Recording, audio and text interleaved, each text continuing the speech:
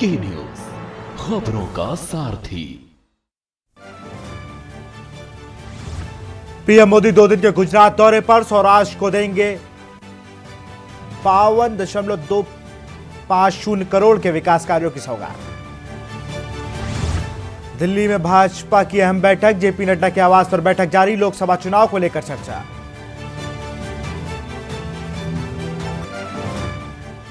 UP में paper leak के बाद सिपाही भर्ती परीक्षा रद्द, सीएम योगी ने लिया बड़ा फैसला, 6 महीने में फिर होंगे एग्जाम, 60,000 पद पर 48 लाख छात्रों ने दी थी परीक्षा।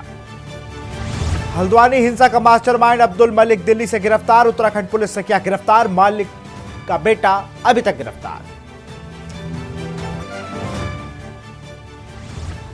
दिल्ली में 4 सीटों पर आप, 3 पर कांग्रेस लड़ेगी, हरियाणा, गुजरात, गोवा, चंडीगढ़ में भी गठबंधन, पंजाब में दोनों अलग अलग लड़ेंगे चुनाव। यूपी के कासगंज में ट्रैक्टर ट्रॉली तालाब में पलटी, 54 डूबे, 24 की मौत, मरने वालों ज्यादातर महिलाएं और बच्चे जा रहे थे गंगा स्नान को। आप देख रहे हैं की न्यूज, खबरों का सारथी। नमस्कार, स्वागत है आपका देश की बात में। मैं हूं आपके साथ विशाल पंडित। रुक करते हैं खबरों का। सरकारी स्कूल अब हाईटेक होते जा रहे हैं। इसी कड़ी में आज यमुनानगर के छछरौली खंड में बने पीएम श्री राजकीय वरिष्ठ माध्यमिक विद्यालय लेदी के स्कूल वेबसाइट का शिक्षा मंत्री कंवरपाल गुर्जर ने शुभारंभ किया। इस मौके पर जिला शिक्षा अधिकारी और पीएम स्कूल का सारा स्टाफ मौजूद रहा। बता दें कि प्रदेश सरकार द्वारा शिक्षा के स्तर को और ऊंचा उठाना और शिक्षा में गुणवत्ता लाने के लिए सरकारी स्कूल अब हाईटेक बन रहे हैं। पीएम स्कूल की वेबसाइट बनने से अब एक क्लिक पर जहां स्कूल से जुड़ी सारी जानकारी मिलेगी, तो वहीं सरकार द्वारा शिक्षा के क्षेत्र की सभी योजनाओं की जानकारी भी इस वेबसाइट पर उपलब्ध होगी, जिससे कि स्कूल के छात्र छात्राओं को बहुत लाभ मिलेगा।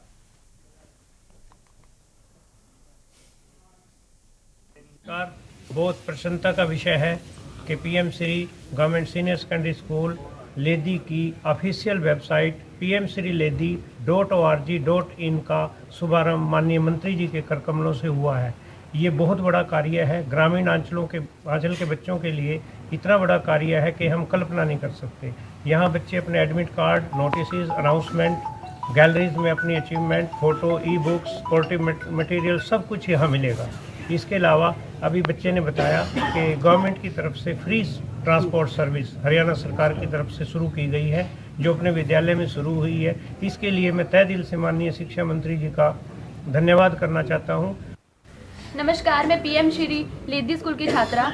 मैं कहना चाहूँगी कि हमारा स्कूल अब कुछ आम स्कूल नहीं रहा, पीएम श्री स्कूल बन चुका है और अब हमारे स्कूल में हर फैसिलिटी हमें मिलने जा रही है। हमारी पढ़ाई में भी कोई कमी नहीं है और जैसा कि हमारे प्रिंसिपल सर ने भी बताया कि माननीय शिक्षा मंत्री जी के आशीर्वाद से हमारे स्कूल में फ्री ट्रांसपोर्ट सुविधा भी।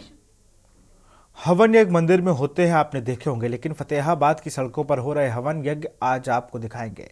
सड़क पर एक्सीडेंट ना हो, इसको लेकर हवन यज्ञ करवाया गया। भोडिया खेड़ा निवासी राजकुमार गढ़वाल ने बताया कि फतेहाबाद से भट्टू रोड के इस चौराहे पर बार बार एक्सीडेंट होते हैं। इसको लेकर हम हर साल हवन यज्ञ करवाते हैं ताकि एक्सीडेंट ना हो। राजकुमार ने बताया कि सेंट जॉन इंटरनेशनल स्कूल के पास ये चौराहा, जहां पर पहले बहुत हादसे होते थे, लेकिन जब से हम हवन यज्ञ करवा रहे हैं हादसों में कमी आई है। अब की बार हवन यज्ञ थोड़ा लेट हो गया। हम हर साल समय पर ये हवन यज्ञ करवाते हैं। या चंद्रपाल शर्मा ने हवन यज्ञ किया। पुजारी ने बताया कि माघ मास की पूर्णिमा के दिन यह हवन यज्ञ कार्य किया जाता है। इस मौके पर राम मूर्ति गढ़वाल, सुभाष गढ़वाल, सुरेंद्र, संदीप, जगदीश, डिम्पल, रोहित, भूकर आदि मौजूद रहे। सुविधा के लिए जी यहाँ हर साल करवाते हैं और यहाँ एक्सीडेंट ज़्यादा होते हैं, इसलिए हर पड़ोसी गांव के भी सभी आते हैं यहाँ। इसलिए यहाँ हर वर्ष नव वर्ष के उपलक्ष्य में हवन गिराया जाता है जी। यहाँ एक्सीडेंट बहुत ज़्यादा होते हैं। अब हम 5-6 सालों से गांव के सहयोग से और जो हमारे ढाणियाँ हमारे इनके सहयोग से यहाँ चौराहे पर हवन करते हैं, तो इनसे काफ़ी फर्क पड़ा है जी। 5 सालों से एक्सीडेंट नहीं हुए जी। 52वां रोज फेस्टिवल रंगारंग कार्यक्रम के साथ शुक्रवार को चंडीगढ़ में शुरू हो गया। 3 दिनों तक चलने वाले इस कार्यक्रम में लोग गुलाबों की 825 किस्मों को देख सकेंगे। ये रिपोर्ट देखिए। 52वां रोज फेस्टिवल रंगारंग कार्यक्रम के साथ शुक्रवार को चंडीगढ़ में शुरू हुआ। 3 दिनों तक चलने वाले इस कार्यक्रम में लोग गुलाबों की 825 किस्मों को देख सकते हैं। इस फेस्टिवल का शहर के लोग बड़ी शिद्दत से इंतजार करते हैं, लिहाजा इसके शुरू होते ही बड़ी तादाद में लोग यहाँ पहुँचे। पहले आया था, बहुत पहले आया था, अभी तो कैसा लग रहा है? बढ़िया लग रहा है। वैसे देखने लायक सिस्टम है, सारा सही सिस्टम है। वैसे मतलब फ्लावर फ्लोर लगे हुए हैं सारी जगह, बढ़िया चीज़ है, देखने आना चाहिए। बहुत ही अच्छा, जब भी आता है एंजॉय करते हैं, डिफरेंट टाइप के कल्चर से रिलेटेड सब कुछ देखने को मिलता है, खूब मस्ती होती है। और ये फ्लावर्स देखो, आपको हर टाइम ऐसे लगता है जैसे कि एक फ्रेशनेस आ जाती है आपकी लाइफ में। बहुत अच्छा लगा, जो हर साल की तरह रोज फेस्टिवल जो मनाया जा रहा है बहुत अच्छा है। 52 मतलब 52वां जो रोज फेस्टिवल मनाएगा, बहुत सुंदर है, बहुत खूबसूरती है और तरह तरह के स्टॉल भी लगे हुए हैं, मनोरंजन का काम भी किया हुआ है। चंडीगढ़ का सबसे बड़ा जो होता है ये उत्सव, बहुत बड़ा उत्सव है चंडीगढ़ का। अपना ये रोज फेस्टिवल है, जो अपना कह सकते हैं ना, जैसे एक त्योहार की टाइप, वो त्योहार है ये चंडीगढ़ का रोज फेस्टिवल। गुलाबों के अलावा यहाँ पंजाबी और हिंदी गानों ने भी दर्शकों का मन मोह लिया। बहुत अच्छा लग रहा है यहाँ पे। पहले भी आए हैं यहाँ पे? नहीं सर, फर्स्ट टाइम आया। क्या क्या देखा आपने? सर यहाँ पे म्यूजिकल देखा, गुलाब रोज वगैरह सब देखे, बहुत अच्छा लग रहा है। बहुत अच्छा लग रहा है, बहुत अच्छी सभी एक्टिविटीज़ हैं, मतलब घूमने का अच्छी जगह है बहुत। किसके साथ आए हो आप? फ्रेंड्स के साथ। आयोजकों के मुताबिक इस कार्यक्रम का मकसद शहर में साफ सफाई को बढ़ावा देना है। चंडीगढ़ रोज फेस्टिवल रविवार को खत्म होगा।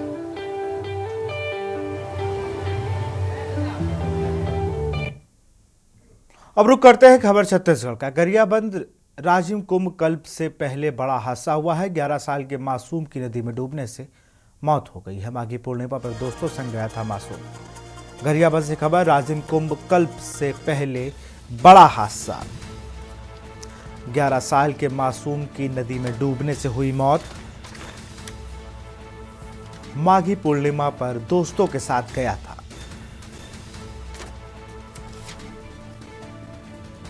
पुलिस ने शव को पोस्टमार्टम के लिए भेजा। गरियाबंद से खबर, राजीवंत कुंभ कल्प में बड़ा हादसा।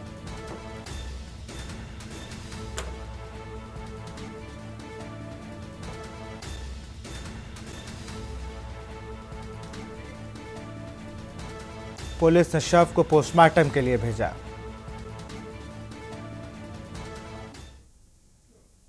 खबर कांकेर से आपको बता रहे, विकसित भारत कार्यक्रम का समापन। कार्यक्रम में मोदी गारंटी का हुआ लाइव प्रसारण। कांकेर से खबर, विकसित भारत कार्यक्रम का समापन। कार्यक्रम में मोदी गारंटी का हुआ लाइव प्रसारण। कार्यक्रम में ग्रामीणों के भोजन की गई व्यवस्था। सीओ अश्विनी यादव ने ग्रामीणों को बांटा भोजन। कोदाभाट में आयोजित किया गया कार्यक्रम। विकसित भारत कार्यक्रम का समापन। कार्यक्रम में मोदी गारंटी का हुआ लाइव प्रसारण।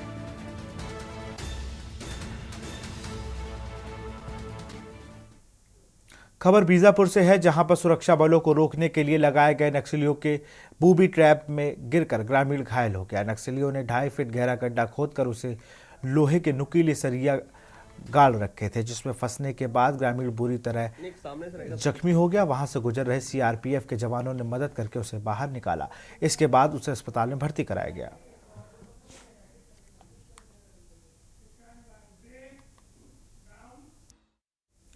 ब्रेक के बाद आपका स्वागत है। खबर सिरमौर से है, जहां पहाड़ी क्षेत्रों में बर्फबारी तथा मध्य क्षेत्रों में हल्की वर्षा। जिला सिरमौर की सबसे ऊंची चोटी चूड़ाधार व नौहराधार, हरिपुरधार में बर्फबारी जैसी मध्यवर्ती क्षेत्र में तेज हवाएं तथा हल्की वर्षा हो रही है। इस बर्फबारी से बागान व किसानों खुश हैं। जल स्रोतों की बढ़ने की उम्मीद जताई जा रही है, ताकि ग्रीष्मकालीन में पानी की किल्लत ना हो।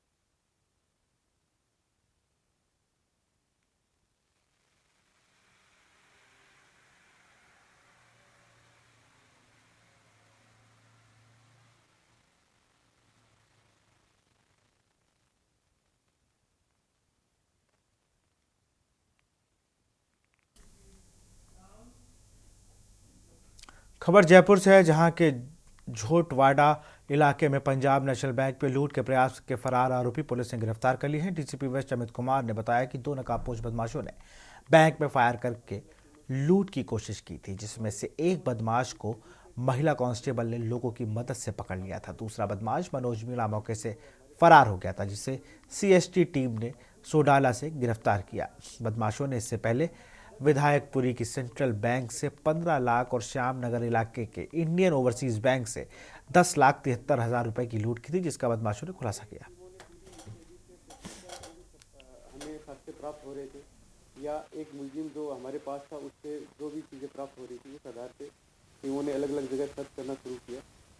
10 टीमों का गठन आरोपी को डिटेन करने। थाना इलाके में एक घटना में 2 नकाबपोश ने बैंक में एक लूट करने की कोशिश की। उसी दौरान वहाँ बैंक कर्मी नरेंद्र सिंह था, उसने बहादुरी का करते करते हुए उनको रोकने की कोशिश की। इसी दौरान फायरिंग जो हुई उसमें नरेंद्र सिंह इंजर्ड हुआ, उसको बुलेट हिट हुए, उसका अभी उपचार चल रहा है। जो दोनों नकाबपोश थे उसमें से एक को वहाँ खड़ी महिला कांस्टेबल और आमजन जो थे उन सब ने मिलकर बड़ी बहादुरी से डिटेन किया। उसके बाद में जो दूसरा आरोपी था उसको पकड़ने के लिए पूरे शहर भर में एक श्रेणी की नाकाबंदी सीपी साहब के निर्देश से की गई।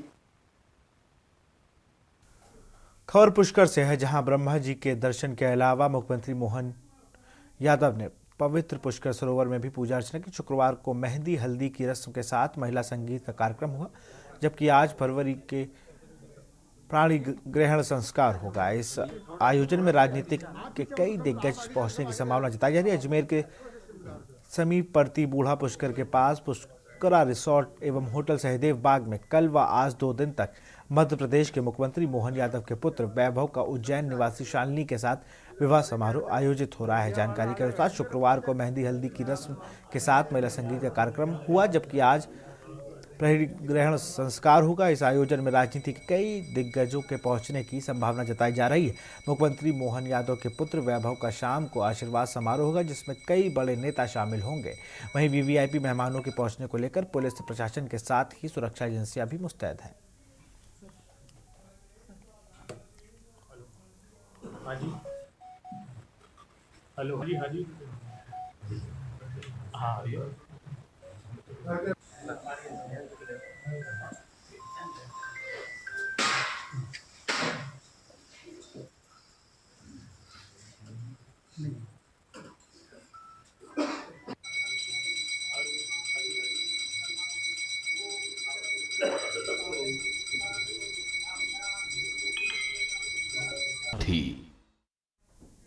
ब्रेक के बाद आपका स्वागत है। खबर गरियासपुर नेशनल हाईवे से है, जहां जेएमजे स्कूल के सामने सड़क किनारे तेंदुए का शव पड़ा मिला।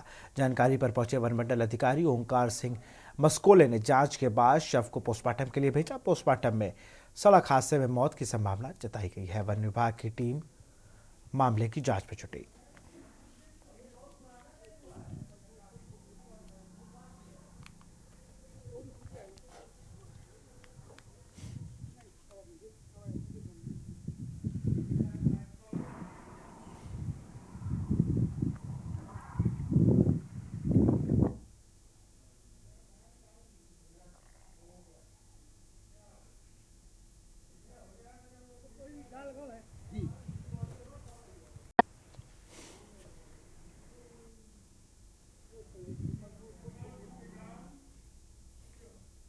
लोकसभा चुनाव की तारीखों का कभी भी ऐलान हो सकता है।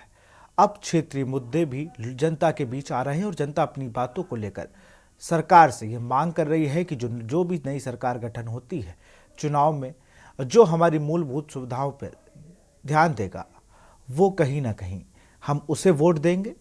इस रिपोर्ट में देखिए। 2024 के लोकसभा चुनाव की तारीखों का ऐलान जल्द किया जा सकता है। ऐसे में देश भर के वोटर अपने अपने इलाके से जुड़े मुद्दों को उठा रहे हैं। बिहार के भोजपुर और रोहतास जिलों में वोटरों के पास तो मांगों की लंबी फहरिस्त है। इनमें बेरोजगारी, खराब हेल्थ इंफ्रास्ट्रक्चर, ट्रैफिक जाम और किसानों से जुड़े मुद्दे शामिल हैं। रोहतास जिले के वोटरों के लिए बेरोजगारी अहम मुद्दा है।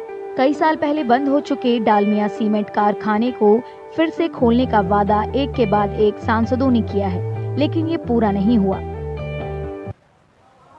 इस बार के चुनाव में बेरोजगारी बहुत बड़ा मुद्दा है। पूरे बिहार में बेरोजगारी है। अब अपने यहाँ देखिए, अपने रोहतास जिला में देखिए, तो हम लोगों के यहाँ बहुत बड़ा उद्योग पूंज था डालमिया है, जो वर्षों से बंद है। और हमेशा राजनेता जो हैं आश्वासन देते हैं। उन लोगों को इलाज के लिए या तो निजी क्लिनिक पर आश्रित रहना पड़ता है या तो अदर स्टेट में जाना पड़ता है। अगर कोई भी गंभीर रोग से ग्रसित हो जाए तो उसको सरकारी अस्पताल में कहीं भी इलाज नहीं हो पाता है। रोहतास जिले के किसान भी परेशान हैं। उनका कहना है कि उन्हें धान की फसल का सही दाम नहीं मिल पा रहा है। रोहतास जिला धान का कटोरा कहा जाता है, जिसमें किसानों को बहुत सारी परेशानी होती है। यहाँ ये स्थिति है कि धान उचित मूल्य पर हम लोगों को बिक नहीं रहा है। बिचौलियों को देने के लिए मजबूर हो जाते हैं। औने पौने दाम पर हम लोग बिचौलियों को दे देते हैं, जिससे किसानी का लागत भी हम लोगों को नहीं आ पा रहा है। इस बार लोकसभा में हम विकास के नाम पर वोट देंगे। रोहतास शहर से कुछ ही दूरी पर कैमूर है। यहाँ खराब रोड इंफ्रास्ट्रक्चर की वजह से गाड़ियों और विकास की रफ्तार बेहद धीमी है। लोग बेहतर रेल कनेक्टिविटी की मांग कर रहे हैं। हमारे जिले की खास करके मोहनिया एक जगह जो चांदनी चौक है, वहाँ की सबसे बड़ी समस्या है यातायात की, जाम की। तो इसको थोड़ा दुरुस्त कराया जाए। और जैसे कि हमारे दोनों ब्रिज जो है, नेशनल हाईवे का पुल और रेलवे का पुल जो रामगढ़ रोड में जाता है, वो दोनों डैमेज है। उसके चलते भी यातायात और यात्रियों को दोनों को दिक्कत होती है। और रही बात ट्रेन की, तो आरा रेलवे लाइन का अगर कुछ होता, आने वाली सरकार जो भी है, उनसे गुजारिश है कि उसके बारे में भी कुछ सोचें। हम लोग तो चाहें कि सारी समस्या को जितनी जल्दी सुधार किया जाए सरकार के द्वारा। इसलिए कि आप सोचिए कि यहाँ हर जगह शहर से बाहर NH का रोड गया है। यहाँ शहर के बीचों बीच छाती चीरते हुए गया हुआ है NH का रोड, जिससे शहर दो भागों में बट गया। न इधर का रहा न उधर का रहा। यहाँ न बाजार, कोई चीज विकसित नहीं हुआ। यहाँ के लोग में इतनी बेरोजगारी हो गई है NH के चलते, जिसका कोई हद हिसाब नहीं है। भोजपुर इलाकों के वोटरों का आरोप है कि तमाम राजनीतिक दलों के नेताओं ने हर चुनाव में मशहूर स्वतंत्रता सेनानी बाबू कुंवर सिंह के नाम का तो इस्तेमाल किया, लेकिन उनकी विरासत बचाए रखने की कोशिश ही नहीं की। देखिए, इसमें तो सच कहा जाए तो बाबू कुंवर सिंह का ये जिला, भोजपुर जिला, आरा हो या जगदीशपुर हो, बाबू कुंवर सिंह के नाम पर ही सारे पार्टी के लोग राजनीति करते हैं। लेकिन आज तक इनके नाम पर यहाँ पर्यटन स्थल घोषित तो नहीं हुआ। इसके पीछे भी कहीं ना कहीं से राजनीति दिखाई देता है। देखिए, वीर कुंवर सिंह जन्मस्थली है, जिसको पर्यटक स्थल होना चाहिए था। रेलवे लाइन भी 3 बार घोषणा हो चुका। 2008 में माननीय निवर्तमान रेल मंत्री लालू प्रसाद यादव जी के द्वारा इसकी सर्वे की शिलान्यास किया गया था। उन्होंने घोषणा किया था कि ये 2 साल में तैयार हो जाएगा, लेकिन उसके नहीं हो पाया। बिहार में लोकसभा की 40 सीटें हैं। 2019 के आम चुनावों में इनमें से 39 सीटें NDA यानी राष्ट्रीय जनतांत्रिक गठबंधन के उम्मीदवारों ने जीती थी। 2024 के लोकसभा चुनाव की तारीखों का ऐलान जल्द किया जा सकता है। ऐसे में देश भर के वोटर अपने अपने इलाके से जुड़े मुद्दों को उठा रहे हैं। बिहार के भोजपुर और रोहतास जिलों में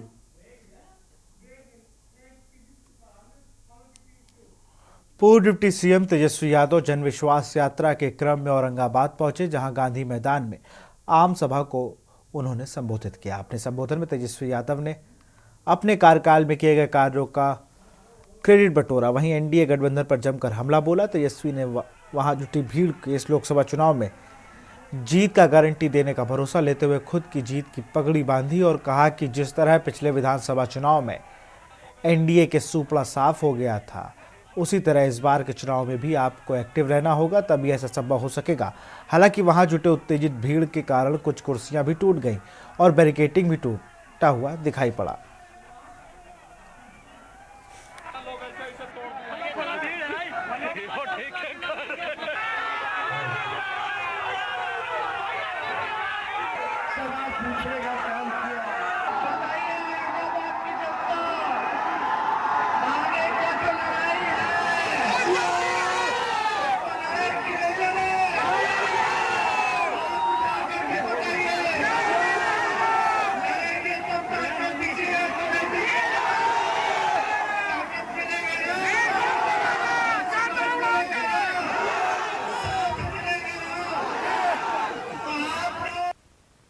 यूपी सरकार ने शनिवार को बड़ा फैसला लेते हुए सिपाही भर्ती परीक्षा को निरस्त कर दिया। पेपर लीक होने के बाद सिपाही भर्ती परीक्षा के अभ्यर्थी विरोध प्रदर्शन कर रहे थे। वो परीक्षा को निरस्त कर दोबारा कराए जाने की मांग उठा रहे थे। वहीं कानपुर में भी छात्रों ने अपनी प्रक्रिया जाहिर करते हुए सीएम योगी का धन्यवाद करते हुए जल्द से जल्द परीक्षा सुरक्षित परीक्षा कराने की मांग की। और क्या कुछ कहा के न्यूज से बातचीत में आपको दिखाते हैं। इसमें पुलिस परीक्षा की जो भर्ती थी उस पर पेपर लीक का मामला सामने आया तो मुख्यमंत्री योगी आदित्यनाथ ने अब उस परीक्षा को रद्द कर दिया है। हालांकि उत्तर प्रदेश में अब पुलिस की भर्ती नहीं होगी, उसके एग्जाम अब दोबारा होंगे। हमारे साथ कुछ स्टूडेंट हैं जिन्होंने पुलिस परीक्षा में अपना भाग लिया था, उनसे भी बात करेंगे किस तरीके का ये फैसला रहा और मुख्यमंत्री योगी आदित्यनाथ का ये फैसला उन्हें कैसा लगा। मुख्यमंत्री जी ने जो ये फैसला लिया कैसा लगा?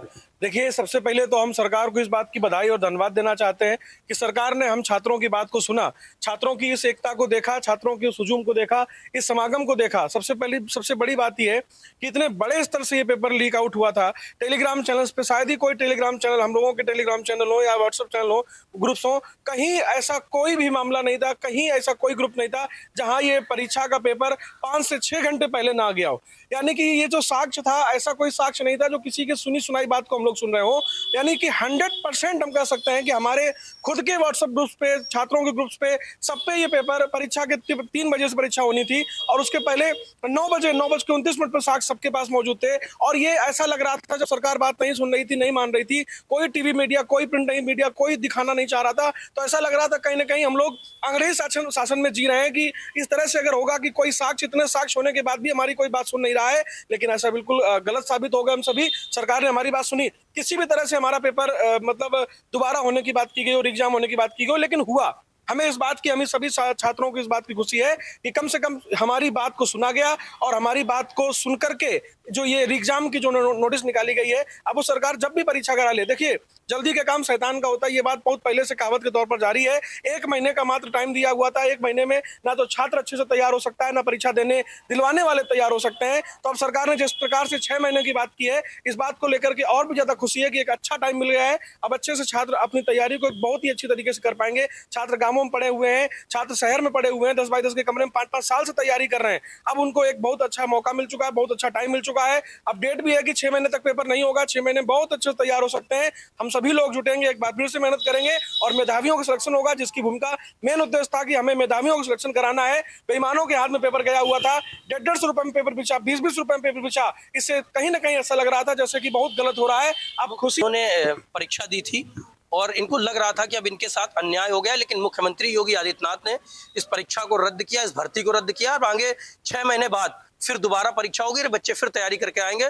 और सरकार ने ऐसा विश्वास दिलाया कि जिन लोगों ने भी इस तरीके का काम किया था उन पर कठोर से कठोर कार्रवाई की जाएगी और आगे पेपर लीक ना हो सके इसके उचित इंतजाम किए जाएंगे। कानपुर से अमित। पंजाब बेशुमार रंगों का एक गुलसितम, कहीं कुदरत की कारीगरी, कहीं कारीगरों के हुनर का जादू, कहीं विरासतों और रियासतों के जागते किस्से, कहीं मौत को शिकस्त देने वाले जांबाजों की कहानियां।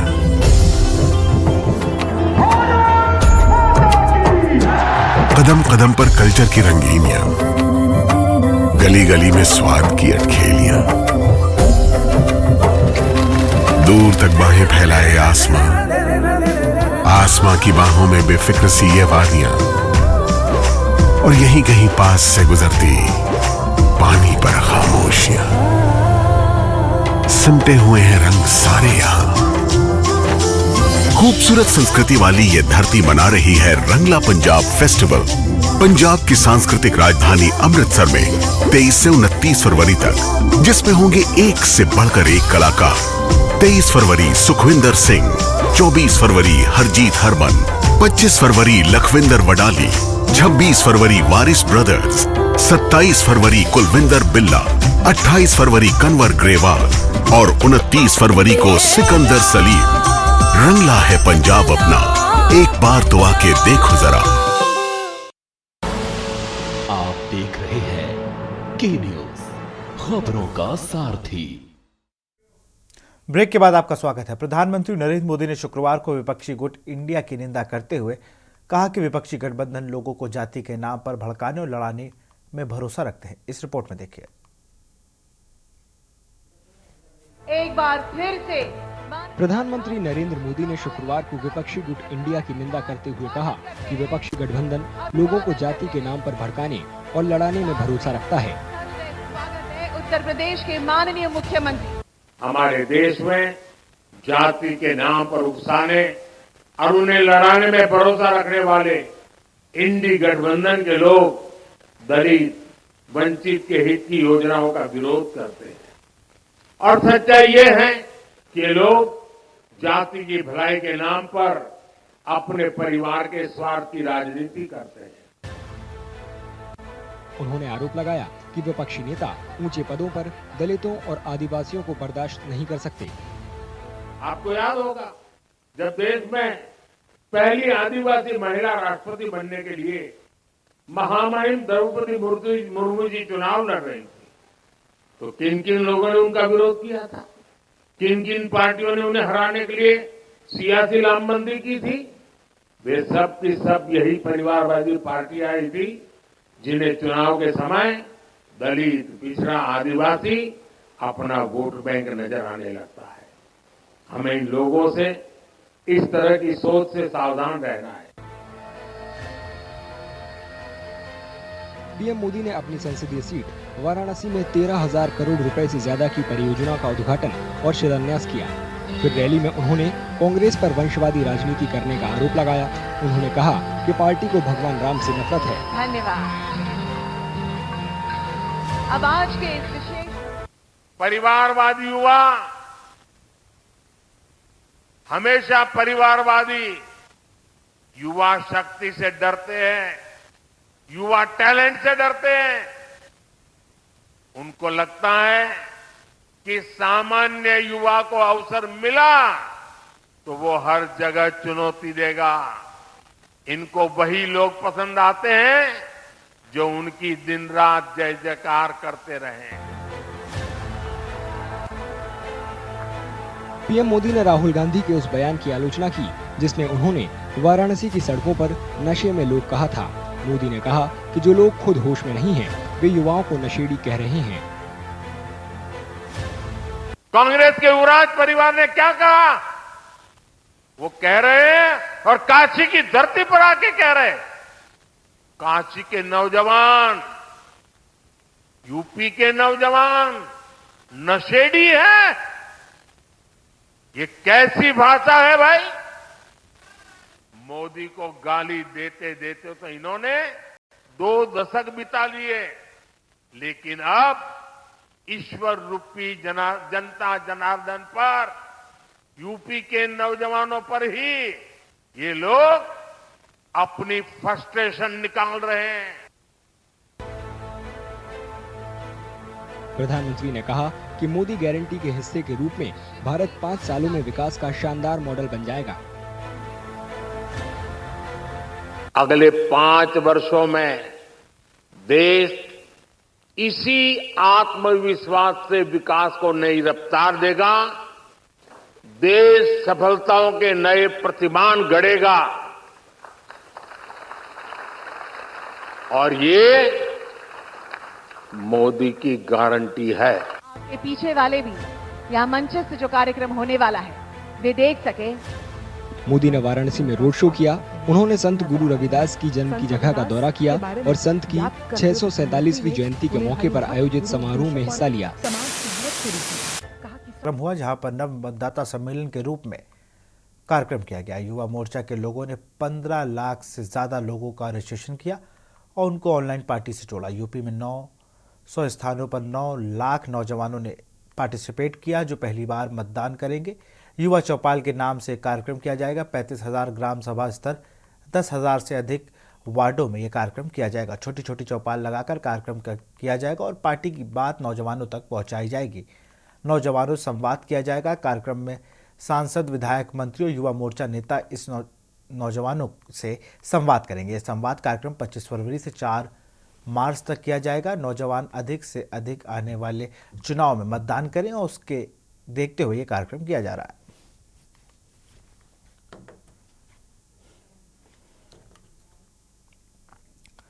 कानपुर में दो महिलाओं के बीच आपसी मारपीट का वीडियो सोशल मीडिया पर जमकर वायरल हो रहा है।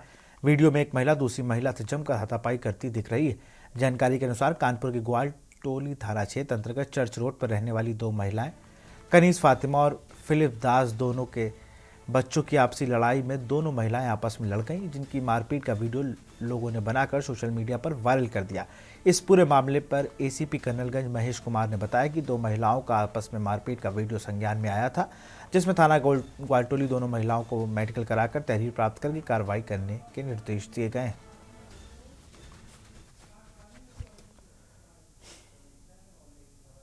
ये सोशल मीडिया के माध्यम से वीडियो हमने देखा है जिसमें दो महिलाएं आपस में झगड़ा कर रही हैं। इसमें हमें थाने से जानकारी की है तो पता चला कस्बे में दो महिला बच्चों का झगड़ा था, जिसकी वजह से दोनों महिलाएं आपस में झगड़ा कर रही थी। पुलिस ने हमें निर्देश दे दिया गया है कि तत्काल उनका मेडिकल कराएं और तहरीर प्राप्त होने पर मुकदमा पंजीकृत कराएं। मुंबई के कपड़ा व्यापारी निहाल की हत्या करने वाले पालिका अध्यक्ष के भाई को पुलिस ने गिरफ्तार कर लिया। उसके पास से राइफल भी बरामद कर ली गई। निहाल माफिया डॉन दाऊद इब्राहिम के भाई के रिश्तेदार थे।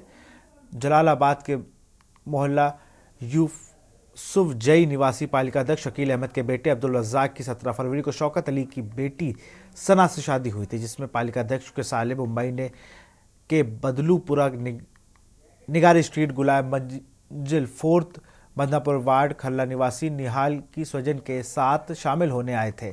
22 फरवरी को गांव सुल्तानपुर में बहू की चौथी की रस्म थी। रात करीब 11:15 बजे पालिका अध्यक्ष का भाई कामिल भी वहां था। उसने राइफल से निहाल की गोली मारकर हत्या कर दी थी। दिनांक 22/2/2024 को थाना जलालाबाद को श्रीमती रुखसार पत्नी निहाल ने ये सूचना दिया कि उनके पति श्री निहाल अशरफ की शकील चेयरमैन के छोटे भाई श्री कामिल अहमद ने गोली मार के हत्या कर दी है। इस पर तत्काल अभियोग पंजीकृत किया गया व अन्य वैधानिक कार्रवाई की गई। 48 घंटे के भीतर ही जो नामित अभियुक्त कामिल था उसको गिरफ्तार किया गया। लोकसभा चुनाव 2024 की तैयारियों को लेकर भाजपा लगातार जिले में सक्रिय है, जिसका नजारा देखने को मिला कि प्रदेश क्लस्टर इंचार्ज और उत्तराखंड के पूर्व मुख्यमंत्री त्रिवेंद्र सिंह रावत चुनावी समीक्षा करने पीलीभीत पहुंच गए। उन्होंने मंडल कलेक्टर सुरेश राणा, जिला अध्यक्ष संजीव प्रताप बरखेड़ा, विधायक स्वामी प्रवक्ता नंद, विधायक पूरनपुर बाबूराम पासवान समेत जिले के पदाधिकारियों के साथ बैठक की और जरूरी दिशा निर्देश दिए। हाँ, पॉलिटिकल पार्टी के लोग भी हैं, कुछ ऐसे एलिमेंट्स भी हैं उनके साथ में कि जो ये कहना चाहिए कि लोकतंत्र के विरोधी रहे। पार्टी का और हुकूमत के साथ यहाँ से जीत कर जाता है। पार्टी हर मोर्चे पर काम कर रही है। किसी तरह की लड़ाई पार्टी बरतने वाली नहीं है। मैंने पहले भी कहा कि हम लोग जो लड़ाई लड़ रहे हैं वो लीड बढ़ाने की लड़ाई। लोकसभा की सीटें तो बढ़ेंगी, लेकिन उसमें लीड कैसे हम और बढ़ा सकते हैं